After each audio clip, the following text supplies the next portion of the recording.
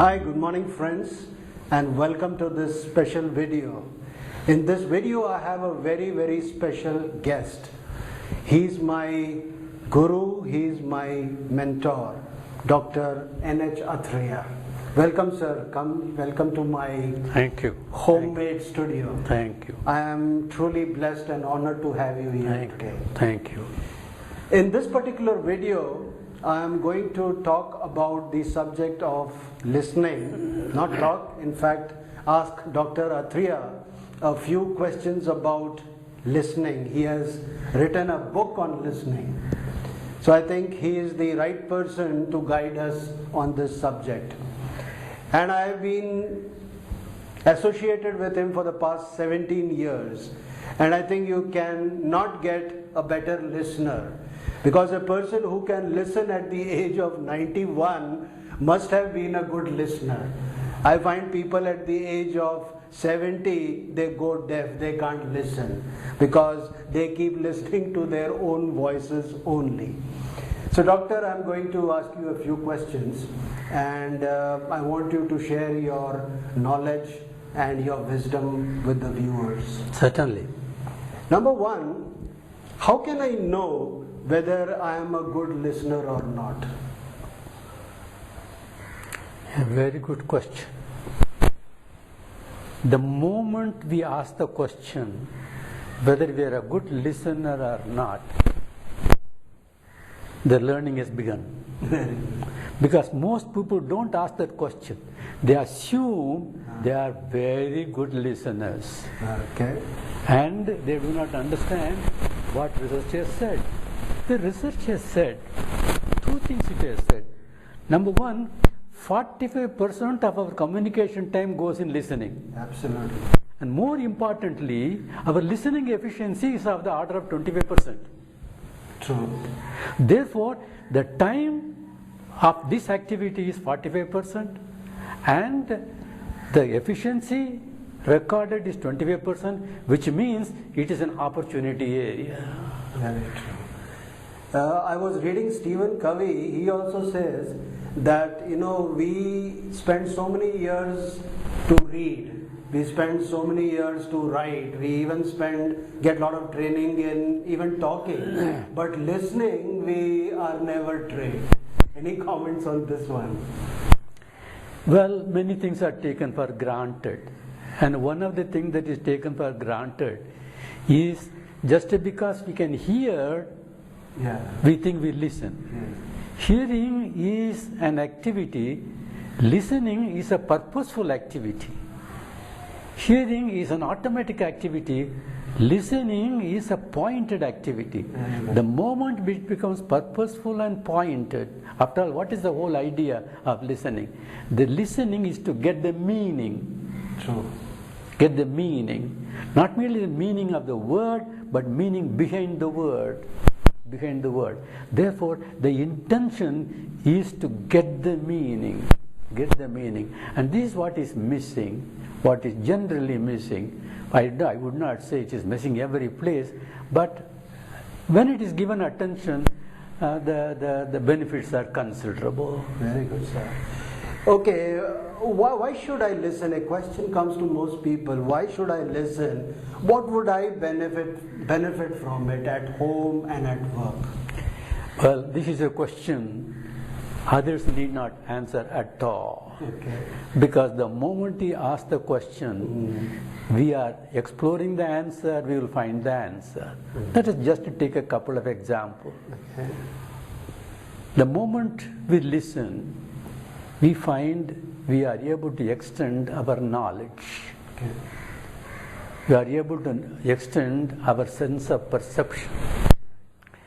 We are able to extend our sense of significance. Right. And therefore, the moment we see benefit from all sides. But more than anything else, we are getting the benefit of the other person being ready to listen to us. That is a strategic value we get. When we listen first, the other person says, let me listen now for a change. Unless a person is ready to listen, our talking is of no value. So when you listen, you are putting the other person in the mood to listen, and therefore you are getting the benefit of his listening, and therefore all that it follows. Very true. And also I think listening is something, when you listen to somebody, it's just like giving respect to that person. And if you are not listening, it's just like insulting the other person. More than anything else, if you take a very, very practical commercial area, is listening to the customer. Right. Normally, salesmen talk to the customer. Right. Normally, salesmen do not listen to the customer. But what does the customer say? Listen to me, understand me, know what I want, then you can provide what I want, and naturally I will respond to you. And therefore, I suppose it is a good it's not merely a matter of awareness, it's a matter of a discipline. And if you may use another word, it is a good strategy. Good strategy. It pays to listen. Dr. Atthreya, what are some barriers that hinder our listening? What are some of the barriers? Well, the barriers vary from place to place. Okay. The first barrier is we think it is infra dig to listen. It is great to speak. Therefore, the moment we realize that this is a questionable proposition, the chances are we will do something about it. Second, we don't recognize the value of listening. Of course, the common saying is, God has given us one mouth and 2 ears. And therefore, why not put more? In other words, God has intended the input has to be greater than the output. So that could be another way of looking at it. And third is, it makes us popular. It makes us popular. When you listen, and the other person at a particular moment of time feels like telling you, you obliged me. Right. Let me oblige. Okay, doctor, let's take a very specific situation. Participants come to a training. So, how could they listen? How should they listen when they come to a training program? And how can they get maximum value out of that learning? Well, the participants come to listen to the faculty. And therefore, I think one of the first things they should do is to write down some of the questions they want to ask the faculty. And the faculty also should make it a point to ask the students, now let me know some of the questions you want to be answered.